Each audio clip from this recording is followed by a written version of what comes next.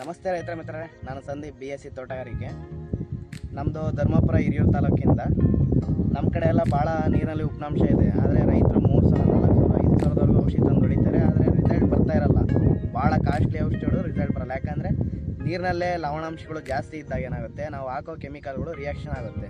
ಅದರಿಂದ ನಮಗೆ ರಿಸಲ್ಟು 100% ಬರೋ ಹತ್ರ 50% ಬರ್ತಾ ಇದೆ ನಮ್ಮ ಕಡೆಗೆ.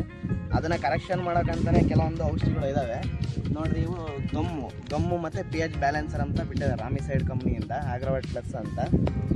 ಇದು ರೆಡ್ ಕಲರ್ ಬರುತ್ತೆ. ಆಗ್ರೋವೇಟ್ ಅಂದರೆ ಇದು ಗಮ್ಮು. ಇದು ನೀರಿನೊಳಗೆ ಹಾಕಿದಾಗ ರೆಡ್ ಕಲರ್ ಇರುತ್ತೆ. ಆದರೆ ನಮ್ಮ ಕಡೆ ಹಾಕಿದಾಗ ಯೆಲ್ಲೋ ಇಷ್ಟ ಆಗುತ್ತೆ. ಯಾಕಂದರೆ ನಮ್ಮ ನೀರಿನಲ್ಲಿ ಉಪ್ಪಿನಾಂಶ ಇರೋದಕ್ಕೋಸ್ಕರ ನೀರಲ್ಲಿ ಹಾಕಿದಷ್ಟಿಗೆ ಒಂದಿಷ್ಟು ಲೈಟ್ ಯೆಲ್ಲೋ ಕಲರ್ ಬರುತ್ತೆ. ಅದನ್ನು ಕರೆಕ್ಷನ್ ಮಾಡೋಕ್ಕಂತಲೇ ಬಿಟ್ಟಿದ್ದಾರೆ. ಇದು pH ಬ್ಯಾಲೆನ್ಸರು.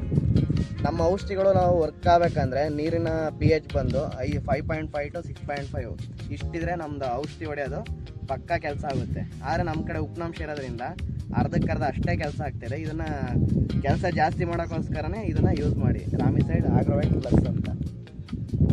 ಇದು ಗಮ್ಮು. ಇದು ಬಂದು pH ಬ್ಯಾಲೆನ್ಸರು. ಇದು ಸ್ಟಾರ್ಟಿಂಗ್ನಲ್ಲೇ ನೀರಿನಲ್ಲಿ ಹಾಕಿದರೆ ನಮ್ಮ ನೀರಿನಲ್ಲಿರುವ ಉಪ್ಪಿನಾಂಶ ಲವಣಾಂಶಗಳನ್ನು ಎಲ್ಲ ತೆಗೆದು ಹೊರಗೆ ಹಾಕುತ್ತೆ. ಅಂದರೆ ನ್ಯೂಟ್ರಲ್ ಮಾಡುತ್ತೆ. ಇದರಿಂದ ನಾವು ಹಾಕುವ ಔಷಧಿ 100ಕ್ಕೆ 100 ವರ್ಕ್ ಆಗುತ್ತದೆ.